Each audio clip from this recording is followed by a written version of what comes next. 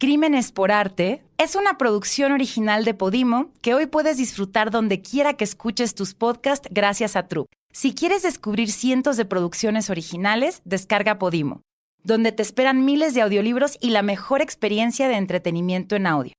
Podimo, la principal plataforma de podcast y audiolibros en español.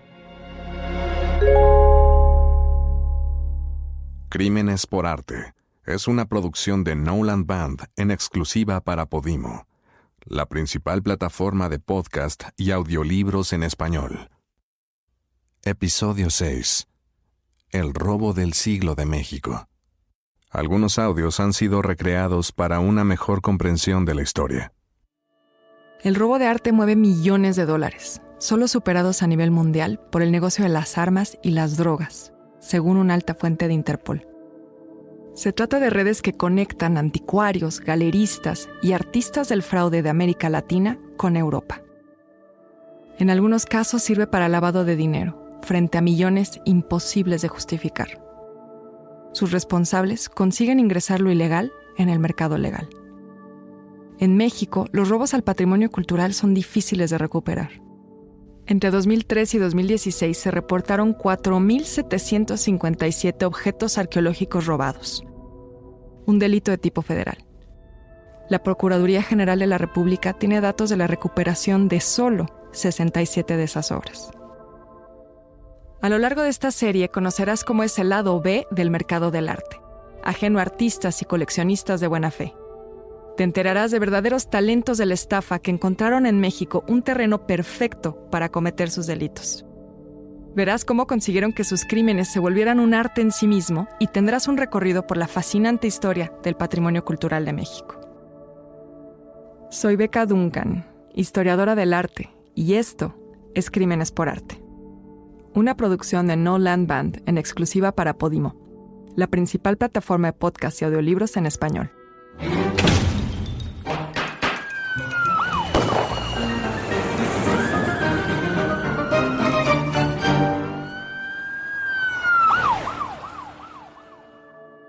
En la víspera de Navidad de 1985, dos jóvenes ladrones sin experiencia irrumpieron en el Museo de Antropología de la Ciudad de México. Se robaron 140 artefactos mayas, entre los que destacaba una máscara mortuoria de jade. Se trató del mayor robo de piezas de arte en el país, que permaneció impune durante 4 años, hasta que la Procuraduría General de la Nación dio con los autores, 2 estudiantes de veterinaria, Carlos Perches y Ramón Sardina, de 25 y 26 años.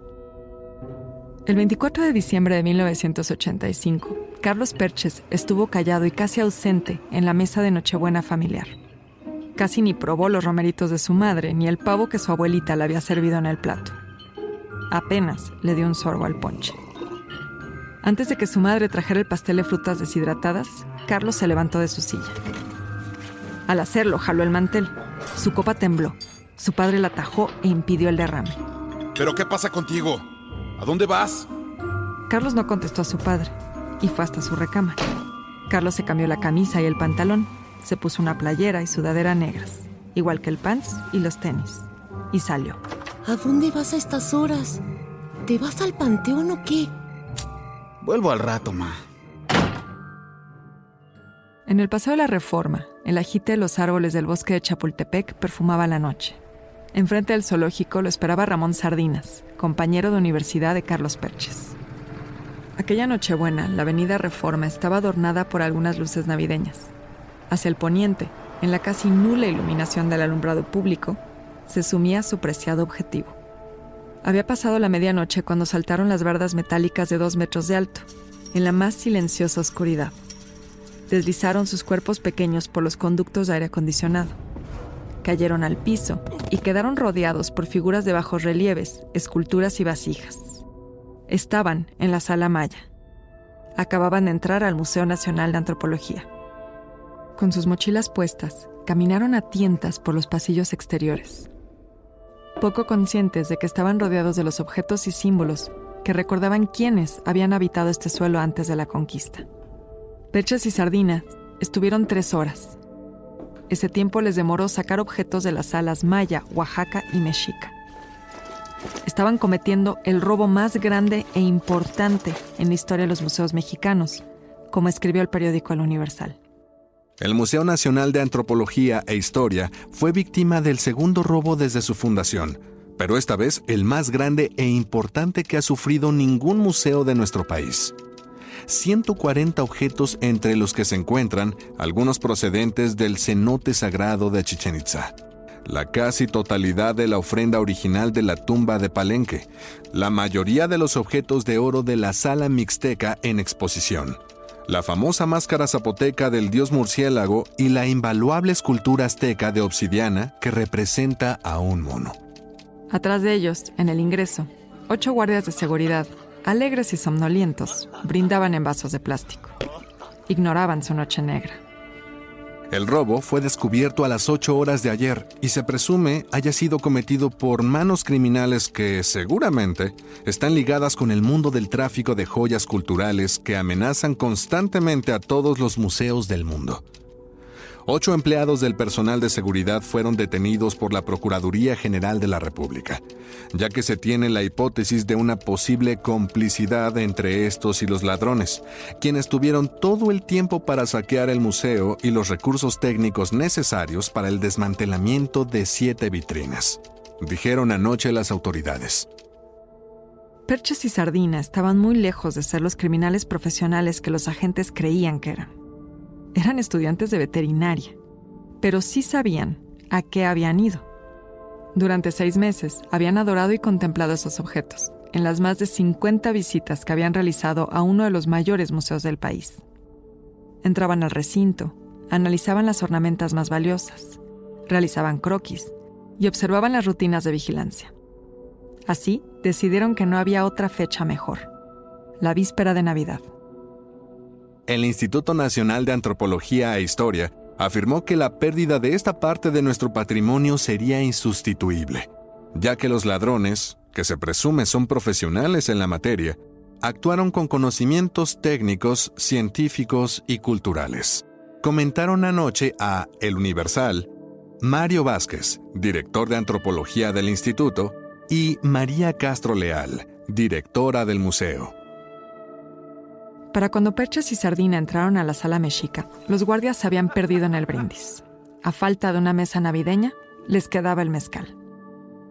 Seguramente pensaron qué necesidad había de cumplir con el recorrido, cada 2 horas, de los 15,000 metros cuadrados que ocupan las 26 salas de exhibición.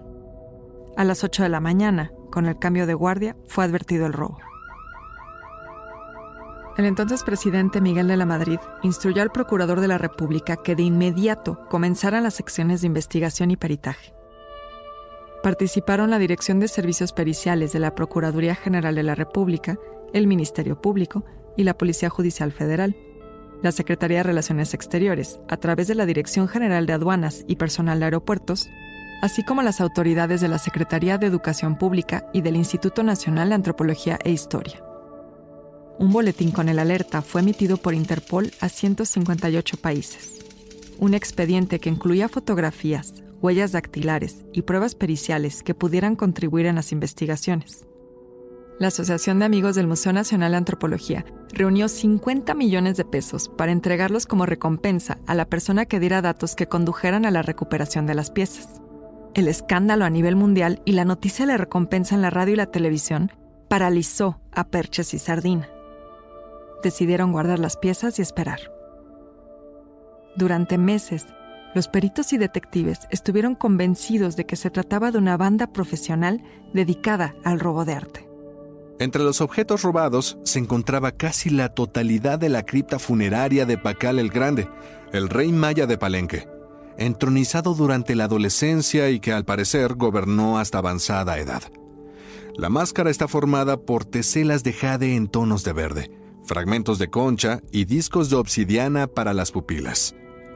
En el orificio de su boca, entreabierta, cuenta con una pieza de jade que simboliza el aliento del espíritu, el alma. Con ese rostro espectacular es que ingresó Pacal al inframundo la fecha de su muerte, el año 683. Un deslumbrante ornamento para presentarse ante los señores de la muerte y renacer como dios del maíz. La llegada del Mundial de 1986 relajó la tensión sobre el caso. México era la nación anfitriona. La prensa internacional estaba en el país y el astro del fútbol argentino, Diego Armando Maradona, era la noticia. El gol del siglo, en el encuentro contra los ingleses, maravillaba a reporteros y protagonizaba portadas. La emoción del relator uruguayo Víctor Hugo Morales da una idea de aquel tiempo. Ahí la tiene Maradona, lo marcan dos, pisa la pelota Maradona, arranca por la derecha el genio del fútbol mundial, y es el tercer para Borruchaga, siempre Maradona, genio,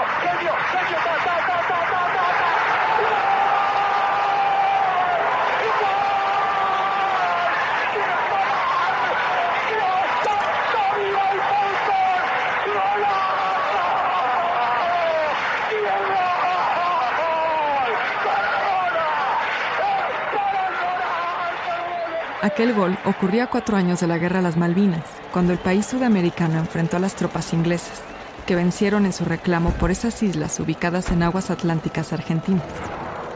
Ahora el mundo miraba a Argentina y a México.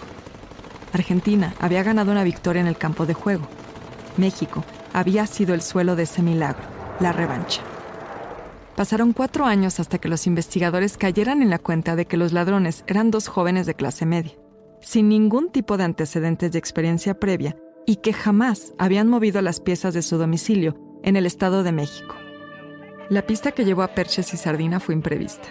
La escalada contra las drogas que encabezaba el siguiente presidente, Carlos Salinas de Gortari, y que llevó a la detención de Salvador Gutiérrez, líder narco. De acuerdo a las investigaciones de la Procuraduría General de la República, Perches y Sardina apenas cometieron el atraco, huyeron a casa de los padres del primero, ubicada en la colonia Jardines de San Mateo, para guardar en el closet la maleta de lona que contenía las piezas robadas. Las tuvieron ahí durante 1 año. Fuentes allegadas a las investigaciones dijeron que los 2 jóvenes solían aprovechar cuando los padres de Perches no estaban para sacar las piezas, ponerlas sobre la cama y admirarlas. Perches entendía el valor de su botín. Por eso le pareció inamovible. Se fue a Acapulco y trabó vínculo con narcotraficantes. Fueron esas relaciones las que condujeron a la pista que llevó a su captura, precisaron autoridades del Museo de Antropología. El 1 de enero de 1989, la policía capturó a Salvador Gutiérrez el Cabo por sus vínculos con el narcotráfico. Para reducir su condena, aceptó colaborar con la policía. Así se descubrió que había trabajado para José Ramón Serrano, un importante capo de Acapulco. Para sorpresa de la policía, Perches le había ofrecido algunas piezas del museo a Serrano. De acuerdo a las investigaciones, Serrano había conocido a Perches y Sardina por su adicción a la cocaína. Reportes de prensa señalaban que los estudiantes, incluso, trabajaban para Serrano en ocasiones. En junio de 1989, las portadas de la prensa mexicana anunciaron la recuperación de las piezas, tras seguir la pista a Perches.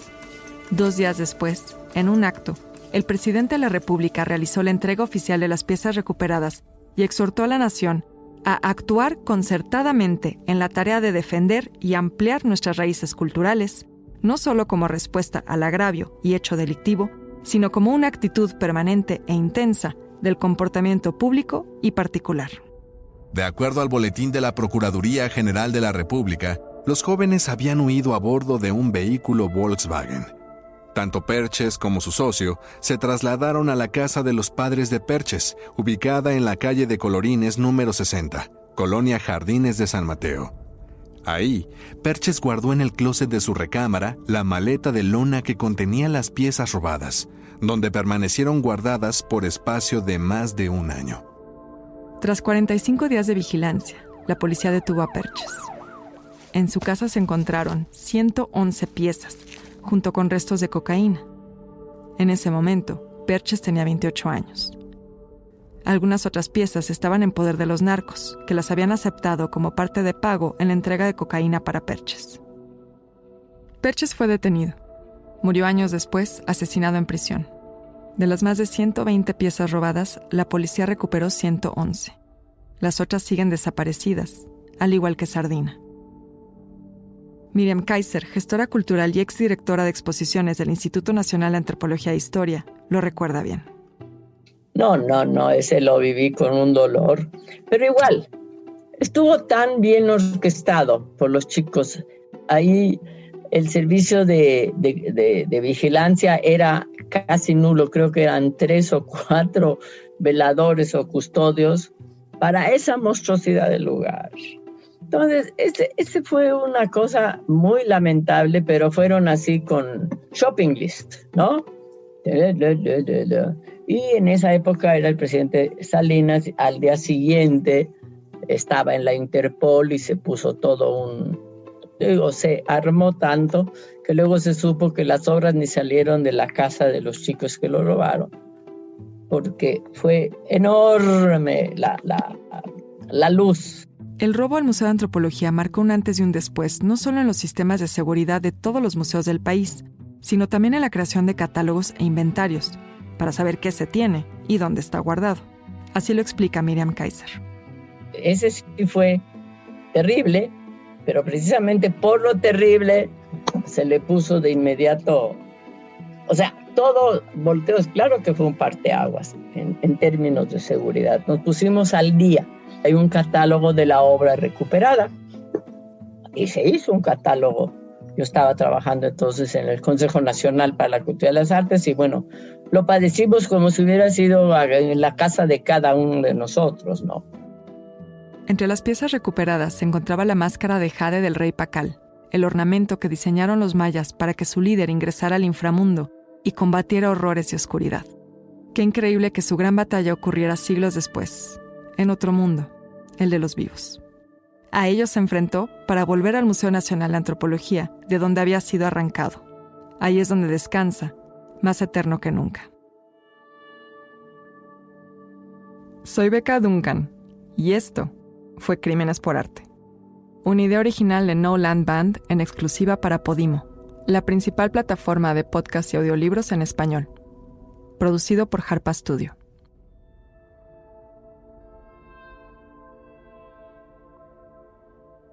Crímenes por Arte es una producción de No Land Band en exclusiva para Podimo, la principal plataforma de podcast y audiolibros en español.